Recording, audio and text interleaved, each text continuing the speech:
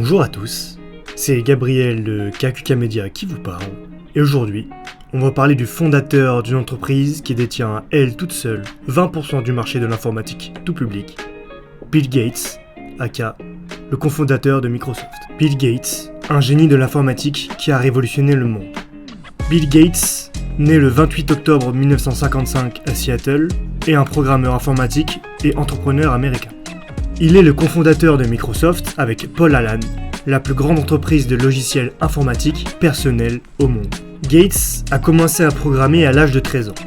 Au lycée, il a fondé Traf-O-Data, une entreprise qui vendait des systèmes de comptage du trafic aux gouvernements locaux. En 1975, alors qu'il était étudiant en deuxième année à l'université d'Harvard, il rejoint son ami Paul Allen pour développer des logiciels pour les premiers micro-ordinateurs. En 1981, Microsoft a concédé sous licence son système d'exploitation MS-DOS à International Business Machine Corporation, IBM. L'IBM PC, qui utilisait MS-DOS, est rapidement devenu le standard de l'industrie des micro-ordinateurs. Microsoft se verra engager des poursuites judiciaires en 1988 de la part d'Apple pour vol d'interface graphique sur le Mac. Mais ceci est une autre histoire. Microsoft a profité de cette position pour devenir le leader du marché des logiciels pour micro-ordinateurs.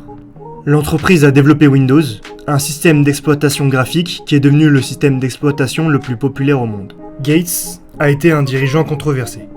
Il a été accusé de pratiques monopolistiques et de concurrence déloyale.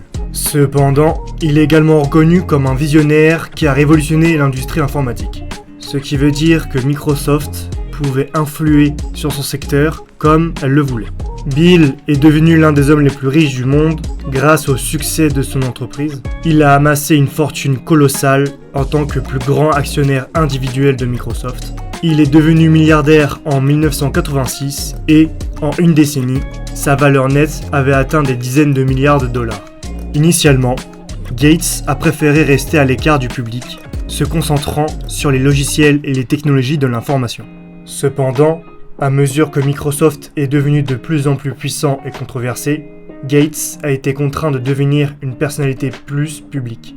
Ses rivaux ont décrit Gates comme motivé, fourbe et déterminé à gagner de l'argent. Ses partisans, en revanche, ont loué son sens des affaires, sa flexibilité et son appétit pour l'innovation. Bill Gates a rapidement réagi à l'intérêt croissant du public pour Internet. En 1995 et 1996, Gates a recentré Microsoft sur le développement de solutions logicielles grand public et d'entreprises pour Internet. Il a également développé la plateforme de système d'exploitation Windows CE pour la mise en réseau de périphériques non informatiques. Créé le réseau Microsoft pour concurrencer les fournisseurs Internet et acquis les archives photographiques de Bettman pour les distribuer électroniquement. Bill Gates a été un philanthrope actif tout au long de sa carrière. En 1994, il cofonde la fondation William H. Gates avec sa femme Melinda pour financer des programmes de santé mondiale et des projets dans le nord-ouest du Pacifique. Au cours des années suivantes, la fondation a également financé des bibliothèques nord-américaines, des subventions d'études pour des minorités et des programmes de développement mondial. En 2006, Warren Buffett a fait un don de 31 milliards de dollars à la fondation, ce qui a fait d'elle la plus grande fondation privée au monde. En 2008, Gates a quitté ses fonctions exécutives chez Microsoft pour se concentrer sur la philanthropie. La philanthropie est une attitude de bienfaisance vers les personnes démunies matériellement ou malchanceuses. Il a continué à diriger la fondation Bill et Melinda Gates jusqu'en 2020, date à laquelle il a annoncé son divorce. L'héritage de Bill Gates est encore incertain, mais ce qui est sûr, c'est qu'il a eu un impact profond sur l'industrie informatique.